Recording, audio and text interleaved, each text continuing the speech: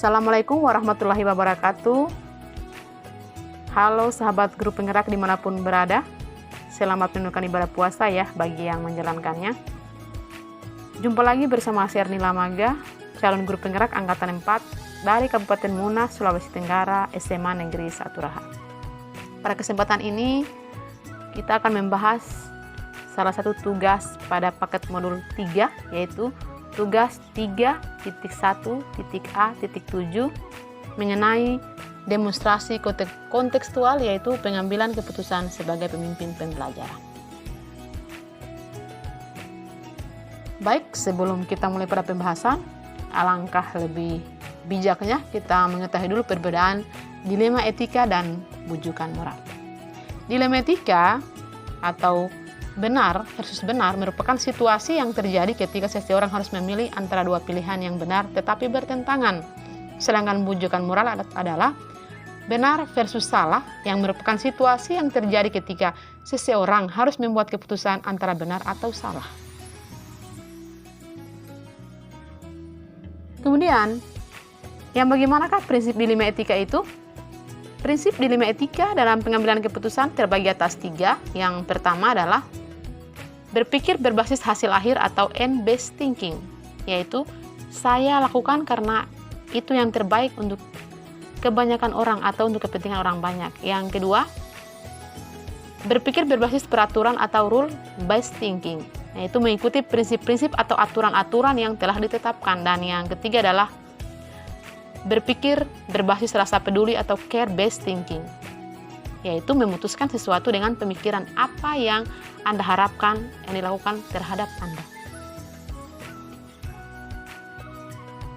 Kemudian, kita beralih pada 9 konsep pengambilan dan pengujian keputusan. Yang pertama adalah mengenali nilai-nilai yang bertentangan. Yang kedua, menentukan siapa yang terlibat dalam situasi tersebut. Yang ketiga, kumpulkan fakta-fakta yang relevan dengan situasi tersebut. Yang keempat, pengujian benar atau salah dengan uji legal, uji regulasi, uji intuisi atau perasaan, uji publikasi, dan uji panutan. Yang kelima adalah pengujian paradigma benar lawan benar. Yang berikutnya adalah melakukan prinsip resolusi, yaitu gunakan 3 prinsip dilema etika. Yang ketujuh adalah investigasi opsi trilema, yaitu pilihan keputusan yang lain. Yang kedelapan, membuat keputusan. Dan yang kesembilan adalah melihat lagi keputusan yang telah kita ambil dan jangan lupa untuk merefleksikannya. Berikut kita beralih pada inti dari demonstrasi kontekstual kali ini.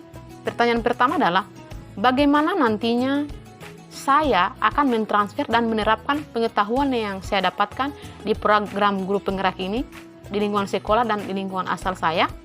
Yang pertama, saya akan selalu memulai dari diri dengan menerapkannya secara konsisten dan terus-menerus.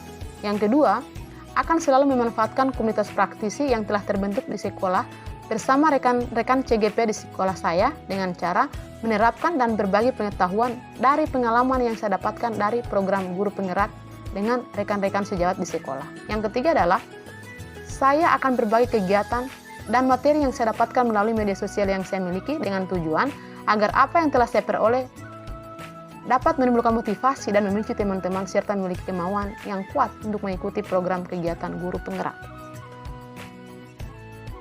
Kemudian pertanyaan selanjutnya adalah, apa langkah awal yang akan saya lakukan untuk mengambil keputusan berdasarkan pemimpin pembelajaran?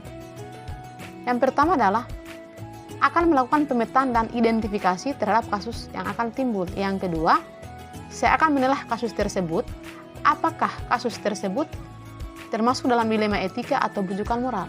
Berikut, saya harus teliti dan tidak perlu bertindak cepat dan terburu-buru dalam melihat nilai-nilai kebajikan yang mendasar sehingga dapat mengambil keputusan secara bijak dan efektif berdasarkan prinsip dan paradigma dalam pengambilan keputusan. Yang keempat adalah saya akan melihat lagi dan menilai apakah yang saya ambil sudah tepat atau sudah sesuai. Kemudian terakhir, jika sudah sesuai, maka keputusan tersebut dapat dipertanggungjawabkan secara bijak.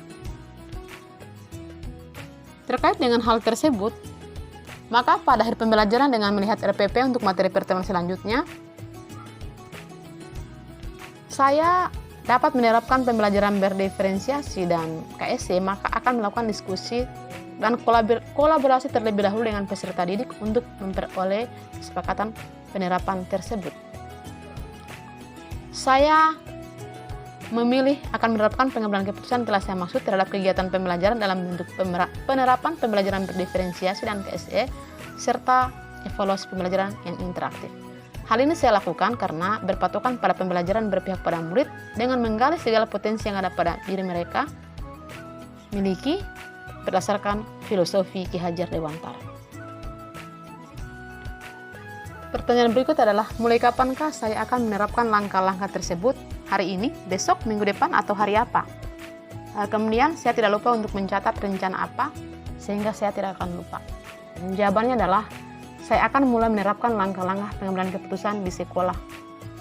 Saya akan meminta izin kepada kepala sekolah untuk mensosialisasikan materi pengambilan keputusan yang telah saya peroleh dari program guru penggerak yang nanti saya tujukan kepada rekan sejawat agar rekan sejawat saya dapat dan ikut menerapkan langkah-langkah pengambilan keputusan, terutama sebagai seorang pemimpin pembelajaran.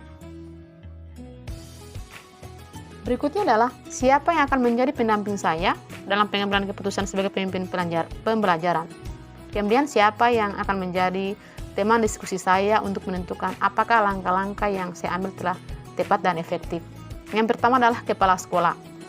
Saya akan meminta kepala sekolah dan juga wakasek kurikulum agar dapat membantu saya dalam mengimplementasikan program guru penggerak dalam pengambilan keputusan. Saya akan meminta saran dan menjadi teman diskusi terhadap langkah-langkah yang akan saya ambil, apakah sudah tepat atau masih perlu diperbaiki. Yang berikut adalah rekan sejawat.